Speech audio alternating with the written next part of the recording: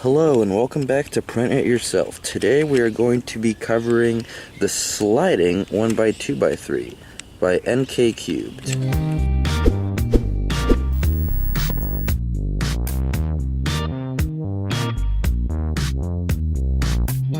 This here is the Thingiverse page of NKCubed sliding 1x2x3 version 2.4. Now, he does have a version 3 that he designed, but it's not been released on Thingiverse yet. So here you can see all of the files that you need. There, you need to print one of these caps, which looks like this. One of these caps here. You need to print 6 edges, which are just this piece. You can see that this is the main thing that you see on the outside of the puzzle, and they're all the same. And then you need one of each type of core and one tooth. So the tooth is this. It won't look this big in reality, but what it is, it's a way to hook one side of the core to the other. The thin side plugs into this hole right here on this particular core half, and then there's this rail on the other half that allows the sliding move to happen. Now, how I would recommend printing each of these is a bit complicated, because the thing is, for a lot of these, I don't think there's really a way to print the pieces without having to use supports. So what you could do for this one is either print it with the round sides on the bottom, or print it with this rail on the bottom. Either way, you're gonna have to clean out supports, and I'd personally prefer to print the rail downwards, just because there's less supports to clean. Same here, except you print with the hole downwards. For this, I'd print with this flat side downwards, just because, again, less support to worry about, and it's not too hard to clean the support out of here. Although, as you'll see later, I didn't get to clean all of it out, and the turning quality suffered a little bit. The tooth, I have a video of it printing that I can show you now. I printed it with this circular side at the bottom, and I used a raft and some supports, and it was pretty simple to clean everything off of the bottom. And then this, I don't think it's not difficult to print this. Just have this flat side be the bottom, and you'll be all set. And just another thing, he has provided a sticker template. It is template1.pdf, and it's pretty nice, because it means that I didn't have to go ahead and take my own measurements and design the sticker template myself. So it's really nice that NKCubed provide a sticker template. So all the pieces are done printing. These are the 6 edges. This is one of the cores with the cap inserted. Here I've taken it out, and here's the other piece of the core. Now, the way the mechanism works is you slide this pin into this cavity here, and then you glue the other end of the pin into this hole here, and then you can put this cap over there so that the pin can't slide out of the core. Now, I've found that you don't really need to glue this into here, simply because just the friction alone is enough to stop it from slipping out. In terms of these edges, though, getting the support material out of them was quite time consuming. And one of them, I'm not sure which, as they all look very much the same, one of them actually has a little bit left in there, so it causes a little bit more friction than the others. But in any case, I believe NKCubed said that you don't really need to sand down the inner parts of the mechanism. So I'm not going to, because I have put this together somewhat. And I agree, this turns well enough without the mechanism's inners actually being sanded out. So all I'm going to sand is the parts that are going to receive stickers. So I'm going to sand down all of the necessary exterior parts, then I'll cut some stickers on the vinyl cutter and put them on, and then I'll go outside and tell you what I think of the puzzle. Just a last note, you do have to clean this pin up.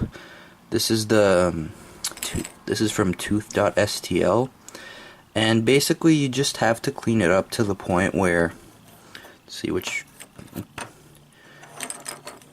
just have to clean it up to the point where it easily goes into this core here. So you can see it's quite difficult right now, so I'm going to clean this up a little bit and then it'll go in smoothly. So what is this? Well, it turns like a 1x2x3 on the long axis and also on the short ones, as you would expect. But it has a special sliding move which allows you to swap pieces between the two longitudinal layers in ways that a normal 1x2x3 just wouldn't allow you to. And this means that pieces, such as this one, can rise from the middle layer and come up to the top or bottom layer, and vice versa. Meaning that the solve is much more involved than the solve on a normal 1x2x3, where these two pieces can only switch with each other and these four pieces can only switch with each other. Now this puzzle was designed by NKCubed, and this is version 2.4 of his mechanism, which means that he had a couple of earlier versions that may or may not have had a couple of issues. So you can see that the way it works is there's these two halves of the core onto which pieces latch on, and then there's a little pin or tooth, as he calls it, that goes in, which goes into the rail on the second core, which means that the two halves stay together. And then there's a cap which slots into the end here and prevents the rail from just coming out the hole at the top. When printing this, I found it very hard to actually get the supports out of the interior cavities of the pieces. So a few of them still have some support left in there, and as a result, sometimes when you turn the 1x2x3 layers, they take the center slice with them. Now it's nowhere near as bad as something on the Super Square one, because at least on this you can just take this and like actually turn it so that you can make other moves. Now, the stickers were cut using templates provided by NKCubed on this Puzzles Thingiverse site. They're decent, I think. Maybe these stickers could be a little bigger, but since they were provided, I'm not going to complain about them. When I first saw this puzzle, I thought maybe it could use some cutouts here so that the stickers don't rub against the other pieces, but the tolerances are made well enough so that I haven't actually had that being an issue. If there's any kind of poor quality turning in this puzzle, it's not caused by the lack of slits for stickers. But overall, the turning quality isn't bad. I've scrambled and solved this a couple of times, and I haven't had any noticeable frustrations with it. Maybe sometimes turns can be a little difficult to make, like right here, but if you force it, it'll just go through. I did not sand down a lot of the interior mechanism because I believe I saw a video by NKCubed saying that the puzzle should turn fine without it, and it does. I mean, there are tolerances, as you can see by the looseness of this piece. It's never gonna fall out unless you really force it, but you can tell that it's definitely not tight in there. Overall, I do think sanding the interior would have made a little bit of a difference in turning quality. But the biggest problem is that there's still lumps of support left inside the actual cavities of the edge pieces, which make the turning a little bit choppy sometimes. See, that was fine because these edge pieces did not take this center with it. But if I turned this, that was also fine. Oh, but when I turned it back, they did take it with them.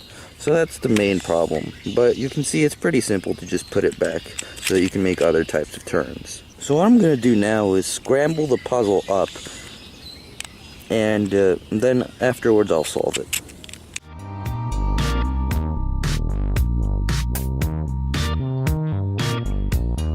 Alright, that looks like a decent scramble to me. Something I've noticed is no matter how much you scramble it, it doesn't really look all that scrambled, and I guess that's a symptom of the different types of pieces only being able to switch with each other. Like, a white can only go in the position of a yellow and vice versa, and the reds can only switch with orange. You're not going to get green here or something like that. The most interesting part is that the greens and blues can kind of disappear, and you'll see these unstickered faces that used to be on the inside of the puzzle because I didn't sticker any of the interior faces. That actually gives each piece its own unique position, because you'll have 2 pieces with blue, 2 pieces with green, and 2 pieces with neither, and that's it. You can't switch those. So every single piece has its own position. So now let's solve it. I'm going to solve this layer by layer. So first let's solve the blue layer.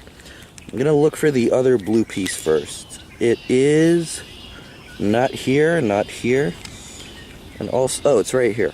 Okay. So what I need to do is, see, if I turn it here, it's in the right position, but the wrong orientation, because the blue is on there. So what I need to do is put it down here into this middle layer using the sliding move, and then I can put it back in here without disturbing the other blue piece and flip it around so that the blue is now finally on the top.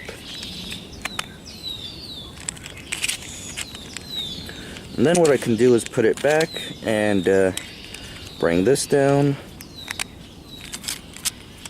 put it up, and there we go. The blue pieces are next to each other. So now let's solve the green. Neither of them are there. Where are they? There's one here, so we can solve it. Solve its orientation.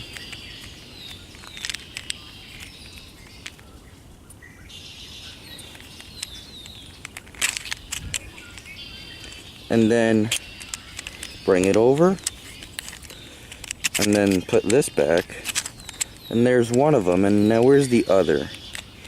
It is right there. So that's pretty simple. We just need to put it over on the other side, bring this down,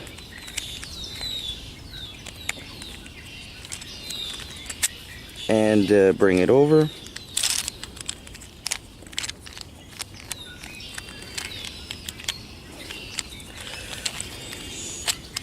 And put it up. And the middle layer is also solved, although sometimes it isn't. But even if it isn't, then it's always just the same as on a 1x2x3. You can do an algorithm, or just it's just something basic. Now overall, I really like this puzzle. It's not trivial, but it's also not that hard. The turning quality isn't excellent, but it's not bad to the point where I don't enjoy solving it. Overall, I'm really glad I printed this puzzle. And now, the maker of this puzzle, NKCubed, actually left a great suggestion on my last video, which was to create a variety of ratings for various aspects of the whole 3D printing process.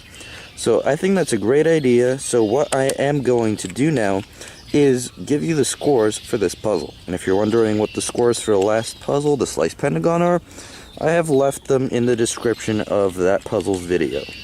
Overall, this is a great puzzle. Thank you, NKCubed, for designing it and for suggesting the ratings. Thank you all for watching, and have a good day.